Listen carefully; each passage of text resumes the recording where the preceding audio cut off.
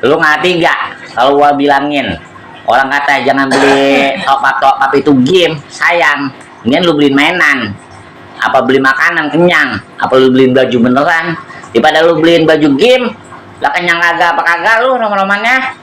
Dengerin gak lu kalau gua ngomong? Iya. Yang iya aja, jangan diikutin yang kagak baik. Biadanya orang-orang mah dia mau tahuan bapaknya keker lah dengerin gak? Lah jangan angguk aja lu roman-romannya. Makanya kalau itu jangan selalu diikutin. Nah, main aja, main biasa aja, kagak usah main handphone, main game. Jadi butak romana otak jadi ntar. Kalau sekolah jadi kagak bener dan nilai jadi anjlok. Ngerti kagak lo kalau bilangin wah? Iya itu kalau anak zaman sekarang mah kalau dibilangin, gua mah heran banget dah. Pakai segala beli baju buat game katanya. Lah kita aja yang tua romana kagak ngerti pisan. Lah dia mah romana lagi ngelangak bapaknya. Gua mah heran banget dah. Ada ya begitu ya? Hah, au, pak.